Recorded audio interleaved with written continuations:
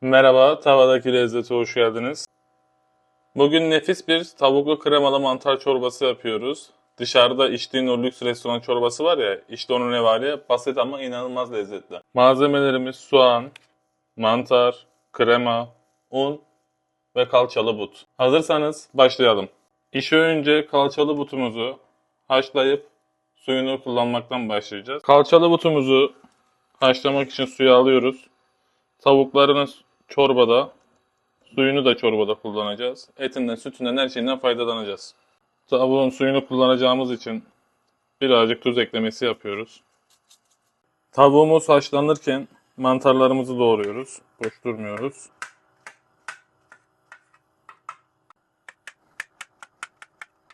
Soğanlarımızı doğruyoruz. Soğanlarımızı ince ince doğrayacağız. Çorbanın içinde görükmeyecek. Eriyecek, gidecek. Zaten pişirirken de göreceksiniz. İyice kavuracağız soğanlarımızı. Sıra geldi çorbamızın yapım aşamasına. İlk önce bir tutam tereyağımızı ekliyoruz. Tereyağımızın yanmaması için çok az bir sıvı yağ eklemesi yapıyoruz. Soğanlarımızı da ekleyip yarınlar yokmuşçasına kavurmaya başlıyoruz. Soğanlarımızı karıştıra karıştıra kavuruyoruz. Birazdan görüşmek üzere. Bir tutam şeker eklemesi yapıyoruz. Mantarlarımızı da ekliyoruz. Soğanlarımız sarı rengi almaya başladı. Tavuğun suyunu da çorbaya kullanmak için kenara alıyoruz. Mantarlarımızı karıştırıyoruz. Mantarlarımız olmaya başladı. Un eklemesine geçiyoruz. 2 yemek kaşığı unumuzu ekliyoruz. Unlarımız kavrulup kokusu çıkana kadar kavuruyoruz. Unumuz kavruldu. Çok az bir soğuk su eklemesi yapıyoruz. Kremamızın kesilmemesi için. Ardından hemen kremamızı ekliyoruz.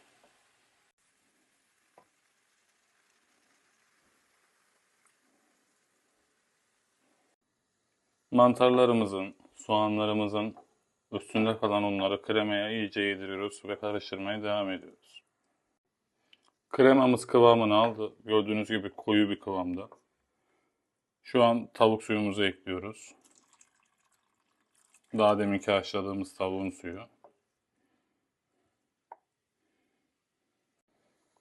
Yarım su bardağı da sıcak su ekliyoruz.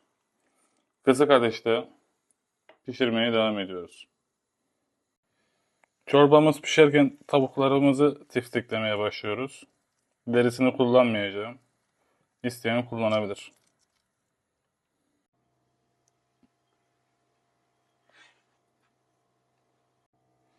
Tavuklarımızı tiftikledik. Çorbamızın içine atıyoruz. Çorbamızı bir 10-15 dakika daha kısık ateşte pişirip çorbamız pişti. Dumanın üstünde. Birazdan sunumda görüşmek üzere.